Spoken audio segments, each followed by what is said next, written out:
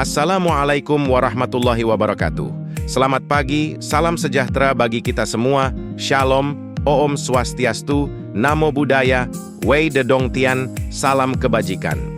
Halo rekan-rekan pembelajar, senang sekali saya, Nugroho Prima Indrajaya, mahasiswa S2 Pendidikan Dasar, Universitas Negeri Yogyakarta, Rombel, RPL, mahasiswa dari Ibu Dr. Aprilia Tina Lidiasari, SPD, MPD.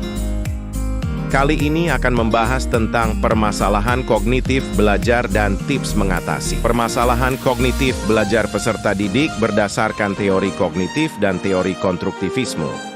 Dengan video ini saya berharap bisa memberikan sharing informasi positif kepada rekan-rekan pembelajar untuk tambahan referensi dalam mengatasi permasalahan belajar peserta didik khususnya berdasarkan teori kognitivisme dan konstruktivisme, di mana pada teori kognitif guru perlu membimbing peserta didik dan menggerakkannya secara perlahan dan juga konsisten, sedangkan pada teori konstruktivisme ditekankan pada belajar melalui pengalaman.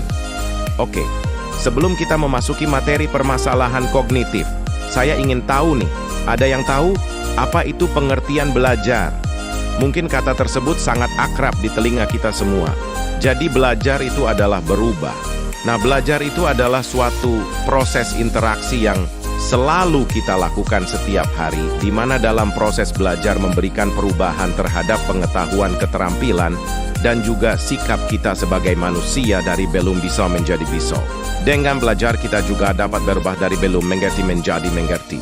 Belajar itu memiliki beberapa manfaat-manfaat. Yang pertama adalah jembatan meraih cita-cita di masa depan. Yang kedua, memiliki pengetahuan dan wawasan yang lebih tinggi. Yang ketiga, membantu dalam menyelesaikan permasalahan. Yang keempat, meningkatkan skill minat dan juga bakat manfaat.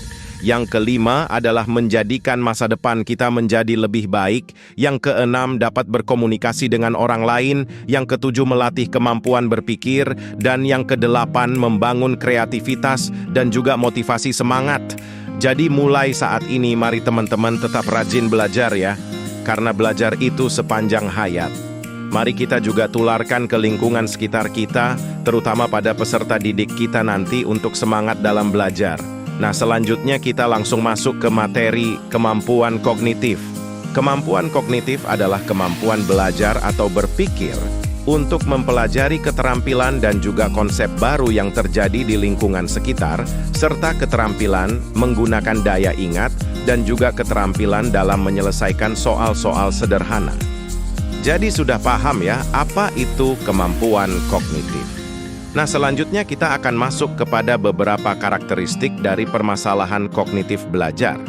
Yang pertama ada diskalkulia atau berhitung.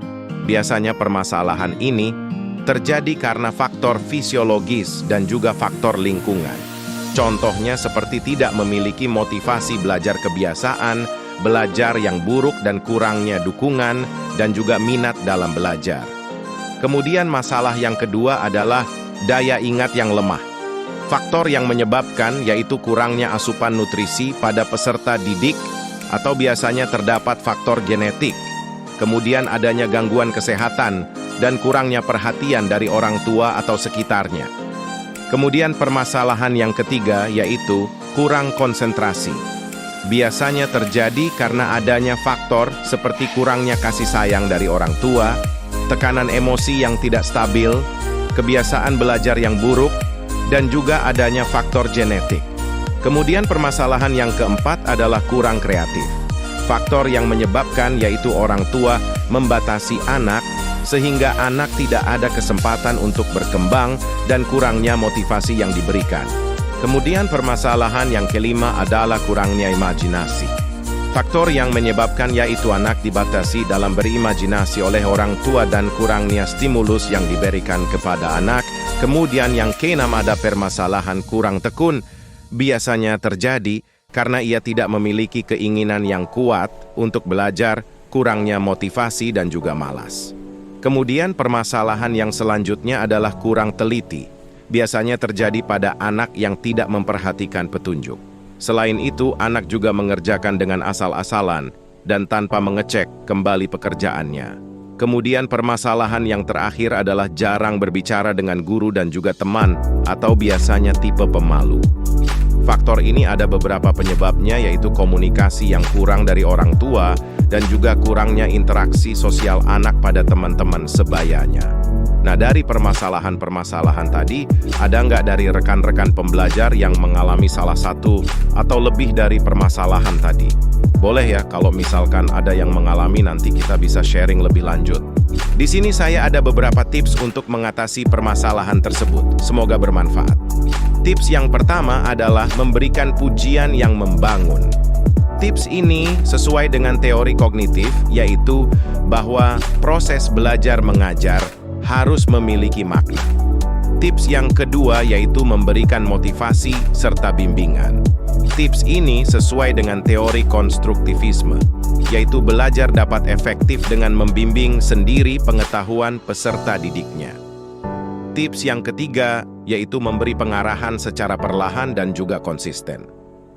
Tips ini sesuai dengan teori kognitif, yaitu bahwa belajar menekankan pada proses belajar bukan hasilnya.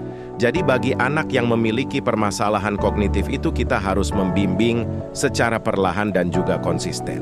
Kemudian tips yang keempat adalah memberikan kesempatan anak untuk berbicara dan juga berimajinasi. Tips ini sesuai dengan teori konstruktivisme, yaitu belajar akan lebih efektif dengan memberikan pengalaman untuk berkembang. Kemudian tips yang kelima adalah materi pembelajaran harus disusun dengan cara yang sederhana. Tips ini sesuai dengan teori kognitif bahwa media pembelajaran harus dibuat secara sederhana dan juga kompleks agar peserta didik mudah memahami. Tips yang selanjutnya yaitu orang tua dan guru harus bekerja sama mendampingi peserta didik. Tips ini sesuai dengan teori kognitivisme bahwa guru sebagai fasilitator yang bertugas untuk mendampingi peserta didik. Tips yang selanjutnya adalah berkomunikasi dengan bahasa yang sederhana dan juga mudah dipahami. Tips ini sesuai dengan teori kognitif, bahwa komunikasi menggunakan bahasa sederhana dan mudah dipahami akan dapat membantu dalam menangani permasalahan kognitif anak. Kemudian tips yang terakhir adalah menciptakan lingkungan yang nyaman dan juga kondusif. Tips ini sesuai dengan teori konstruktivisme bahwa peserta didik diberikan kebebasan dalam belajar dan juga lingkungan yang akan mempengaruhi perkembangannya. Nah, itu tadi adalah sharing informasi mengenai permasalahan kognitif dan juga tips untuk mengatasi permasalahan kognitif belajar peserta didik dengan teori belajar kognitif dan juga teori belajar konstruktivisme. Semoga informasi tadi dapat membantu dan juga bermanfaat dalam mengatasi permasalahan belajar peserta didik kita. Terima kasih. Mohon maaf atas kekurangannya. Waalaikumsalam warahmatullahi wabarakatuh. Sampai jumpa lagi rekan-rekan pembelajar.